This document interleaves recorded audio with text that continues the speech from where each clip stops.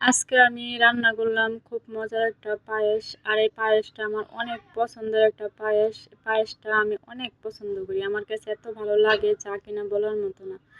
আর খেতে, রান্না করতে তো অনেক সহজ। আমি প্রথমে দুধটা জাল দিয়ে দিব। আর দুধটা আমি কিন্তু মানে দুধের মধ্যে কিছুটা পানি আমি দিছি।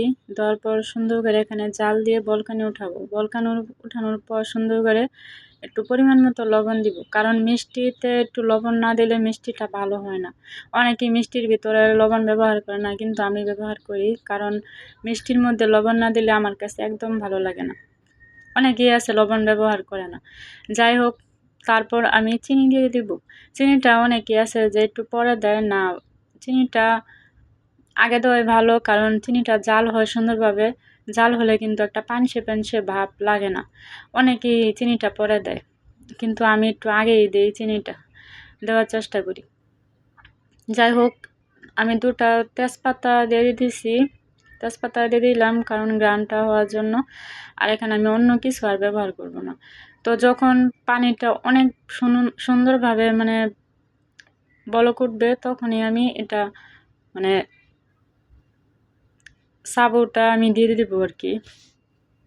তো সাবুদানাটা আমি দিয়ে দিলাম। দিয়ে দেওয়ার পর আমি কিন্তু এটা ভিজাই নাই, কারণ আমি একদম প্রথমে ভিজাই আমি কিন্তু ব্যাককল হয়ে গেছিলাম, কারণ গলে গেছিল। তাই ভাবলাম যে এবার ভিজাবো না।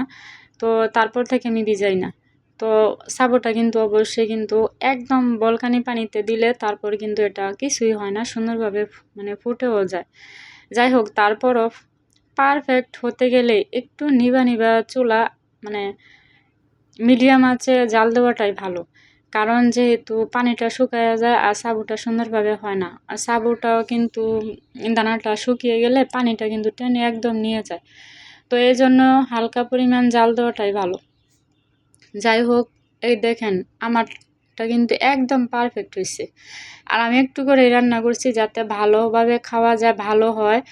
আর আমার কাছে একটু জিনিসই ভালো, কারণ খেতে এটা মানে থাকলে এটা কীরকম জানি একটা লাগে, কিন্তু যখন তখন খেয়ে ফেললে একটু ভালো লাগে আর কি। পরের দিন আর এটা ভালো লাগে না। তো দেখেন কতটা সুন্দর হয়েছে, অনেক সুন্দর হয়েছে। আর খেতেও কিন্তু অসাধারণ লাগে। অনেকেই এটাকে ফেনি বলে, অনেকেই, আমি কিন্তু ওটাকে পায়েসই বলি। আর ফেনিটা কিন্তু আরও একটু পাতলা হয়। আর এটার মধ্যে আপনারা আরও অনেক কিছু ব্যবহার করতে পারবেন। আমি নারিকেলটা খাই না, তাই ব্যবহার করি নাই। দেখেন কতটা সুন্দর হয়েছে, লোভনীয়, আমার পছন্দের একটা জিনিস। সবাই ভালো থাকবেন। শুভ সকাল। আর কেমন হয়েছে অবশ্যই বলবেন। খেতে চাইলে চলে আসেন। আল্লাহ হাফেজ।